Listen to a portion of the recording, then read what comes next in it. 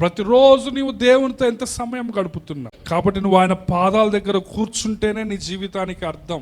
నీ జీవితం ఉద్యమం పడుతుంది. నువ్వు కష్టాల్లో ఉన్నా, శ్రమల్లో ఉన్నా, ఇబ్బందుల్లో ఉన్నా, ఇరుకులో ఉన్నా, కన్నీటిలో ఉన్నా, నీ జీవితంలోకి ప్రశాంతత, నెమ్మది, సంతోషము, సమాధానము రావాలంటే నువ్వు ఆయన పాదాల దగ్గర కూర్చోవాలి.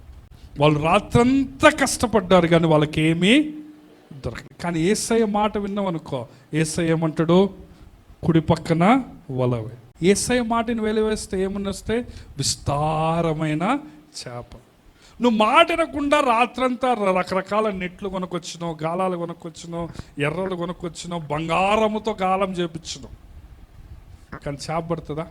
సో నువ్వు ఎందుకు నీ పరిచర్య ఫలించటం లేదు అంటే, నీ సేవ, నువ్వు చేసే ఆ యొక్క క్రియలు ఎందుకు ఫలించటం లేదంటే, నీవు దేవునితో లోతైన సంబంధములో లేవు. నీవు మరియమ్మలాగా ఏం చేయాలి చెప్పండి? ఆయన వాక్యం. నీవు ప్రభువుతో సమయాన్ని గడిపితే నీ జీవితానికి అర్థం.